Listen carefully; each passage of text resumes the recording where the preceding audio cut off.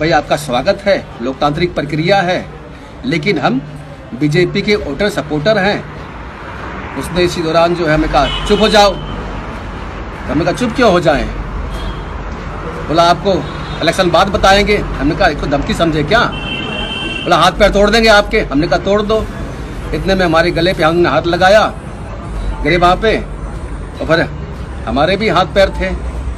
योगी राज में बाहुबली धनंजय सिंह की हलक इतनी ज्यादा बढ़ गई है कि ये अब बीजेपी के ही कार्यकर्ताओं को धमकाने लगे हैं। बीजेपी राज के ही सीएम योगी आदित्यनाथ ने इन्हें ठाकुर होने के नाते संरक्षण दिया हुआ है और ये बीजेपी कार्यकर्ताओं को ही धमकाने का काम कर रहे हैं। देखिए इनकी हिम्मत, देखिए इनकी दबंगई, जो सत्ता में मौजूदा सरकार के ही कार्यकर्ताओं को धमकाने से बाज नहीं आ रहे। क्या हुआ था प्रकाश जी? उस दिन जो है करीब शाम को 7:30-8 बजे हम अपने दरवाजे पे करीब 10 लोग बैठे हुए थे और हमारे यहाँ जेडीयू के उम्मीदवार धनंजय सिंह जी आए प्रचार करने के लिए। उन्होंने हमसे कहा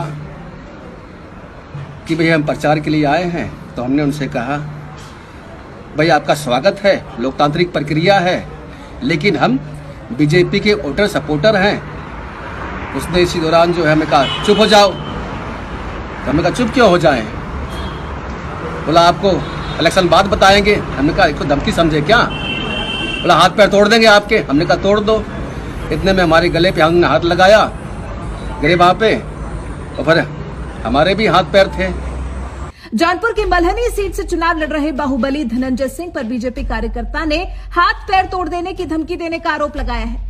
मल्हनी विधानसभा क्षेत्र के भुतहा गांव के रहने वाले बीजेपी कार्यकर्ता सत्यनारायण सिंह का आरोप है कि बाहुबली धनंजय सिंह उनके द्वार पर वोट मांगने आए थे, जिस पर सत्यनारायण सिंह ने कह दिया कि वो भाजपाई हैं। इस बात पर धनंजय सिंह और सत्यनारायण के बीच में थोड़ी सी बहस हो गई, जिस पर तमतमाए धनंजय सिंह ने सत्यनारायण सिंह को धमकी दे डाली।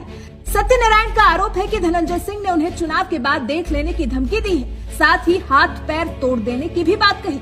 सत्यनारायण सिंह ने धनंजय सिंह पर उनके और उनके साथियों के साथ हाथापाई करने का भी आरोप लगाया है। सत्यनारायण सिंह ने बताया कि शोर सुनकर मां डंडा हाथ में लेकर निकली। धनंजय सिंह से कहा कि तुम चंदेल ठाकुर हो तो हम भी चंदेल हैं, तुम्हारी औकात कैसे हुई गिरेबान पर हाथ डालने की? इस पर धनंजय सिंह मौके से चले तो गए, लेकिन बीजेपी कार्यकर्ता सत्यनारायण सिंह को चुनाव के बाद देख लेने की धमकी दे गए हैं। भाई आपका स्वागत है, लोकतांत्रिक प्रक्रिया है, लेकिन हम बीजेपी के वोटर सपोर्टर हैं। उसने इसी दौरान जो है हमें कहा चुप हो जाओ, तो हमने कहा चुप क्यों हो जाएं? बोला आपको इलेक्शन बाद बताएंगे। हमने कहा इसको धमकी समझे क्या? बोला हाथ पैर तोड़ देंगे आपके। हमने कहा तोड़ दो। इतने में हमारे गले पे हमने हाथ लगाया, गिरे वहां पे, और फिर हमारे भी हाथ पैर थे।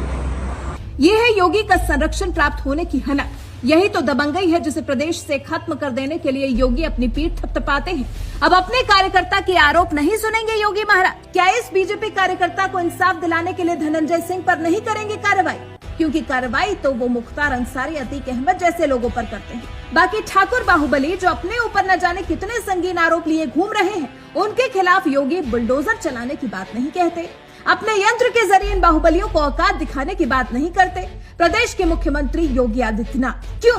क्योंकि धनंजय सिंह ठहरे ठाकुर। क्या हुआ अगर उन पर अजीत सिंह की हत्या का आरोप है? क्या हुआ कि अजीत सिंह की पत्नी इंसाफ के लिए चुनाव आयोग के चक्कर काट रही है और उसके बाद बीजेपी का अपना ये कार्यकर्ता जो डरा और सहमा है धनंजय सिंह की धमकी से? लेकिन कार्रवाई देखते हैं क्या होता है। वैसे उम्मीद तो इस मामले में योगी सरकार से काफी कम ही है। आपको बता दें जौनपुर की मल्हनी सीट से जेडीयू के टिकट पर धनंजय सिंह चुनाव लड़ रहे हैं। पिछली बार भी इस सीट पर धनंजय सिंह और लकी यादव के बीच में कड़ा मुकाबला देखने को मिला था, जिसमें धनंजय सिंह 60,000 वोटों के अंतर से चुनाव हार गए थे। इस बार भी इस सीट पर दोनों के बीच में कड़ी टक्कर मानी जा रही है।